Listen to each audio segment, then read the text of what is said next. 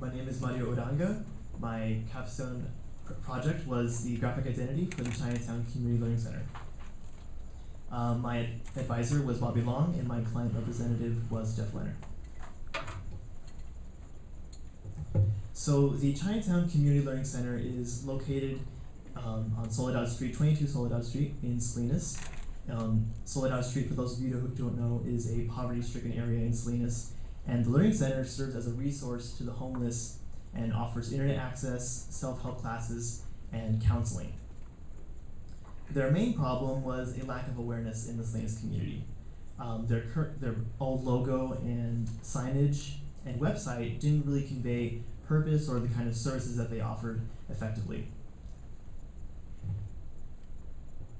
So my solution to this problem was a graphic identity package. This included a new logo, a new website, flyers for marketing, and a new sign for their building.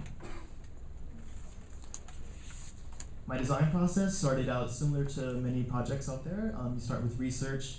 I looked up other marketing materials for other nonprofits as well as signage. And then from there you move on to sketches. And then next comes your iterations and your revisions of your sketches, critiques, and you continually refine your designs until you come up with the final results. The tools that I used were Adobe programs, Illustrator, Photoshop, and InDesign. I used the Wix website template builder for the website for the center, and my trusty MacBook Pro in which I did all my designing. So some of the experiences that I gained, first and foremost, one of the biggest experiences that I had was the sign making process. I learned a lot about the legal implications of getting a sign implemented on a building. That was at first an unsettling process for me, but I learned a lot about it, and it's a great tool for me, and now I know how to make signs and get them implemented in the future. Working with a nonprofit client was another huge experience for me. I was very lucky to work with Jeff Leonard and the Learning Center. They were a great client. I learned a lot from them, and it was a pleasure working for them for the capstone.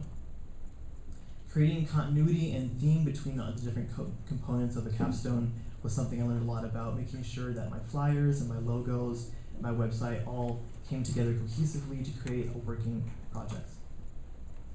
And learning how to take critiques. Constructive criticism is something that is sometimes hard to take, but I ultimately grew a lot from it. My designs were refined thoroughly through many revisions, and that ultimately helps me design a much more complete project.